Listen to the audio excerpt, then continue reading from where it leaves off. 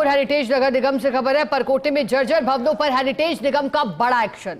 Kishanpol zone में 2 जर्जर भवनों को जेसीबी की सहायता से ध्वस्त किया है।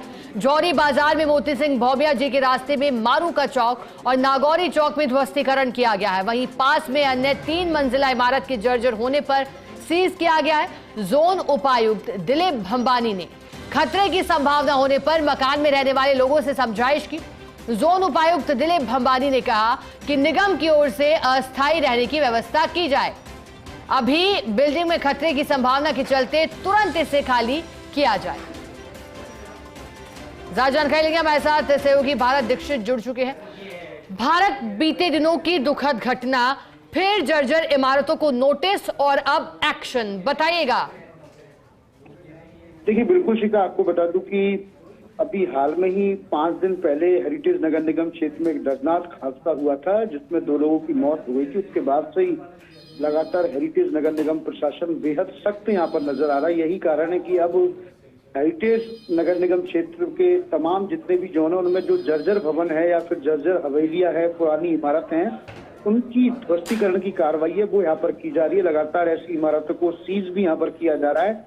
एहतियात के तौर पर तमाम भू मालिक, जो भी हवेली के जो मालिक हैं, उनको नोटिस यहाँ पर दिया जा रहा है, क्योंकि और नोटिस में ये भी लिखा जा रहा है कि आपका जो भवन है वो रहने लायक नहीं है, ऐसे में जान माल को खतरा है, तो उसका या तो खुद के लेवल पर भी इसका निर्माण है वो यहाँ पर कराया जाए। इसके अलावा नगर निगम इसको ध्वस्तीकरण की कार्रवाई है वो अमल में लाएगा।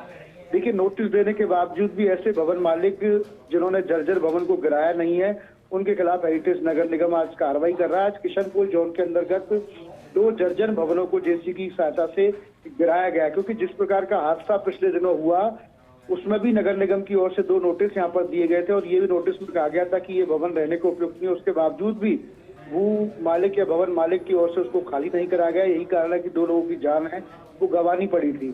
अब हेरिटेज नगर निगम प्रशासन किसी प्रकार की लापरवाही बरतने के मूड में यहाँ पर नहीं दिख रहा है और लगातार कार्रवाई करके ये जो तमाम चीजें हैं वो निर्धारित कर रहा है। क्योंकि आप देखिए कि हेरिटेज नगर निगम क्षेत्र अगर परकोटे की बात की जाए तो कई ऐसी हवेलियां जो 300 साल पुरानी हैं और फिलहाल वर्तमान स्थिति उनकी ऐसी है कि किसी भी वक्त वो गिर सकती है। और आपने देखा कि राजधानी जयपुर में जो मानसून की स्थिति रही थी, इस बार जो मानसून था वो रिकॉर्ड तोड़ मानसून रहा, जिसके चलते ऐसी जर्जर भवन है वो गिरने के कगार पर आ गए।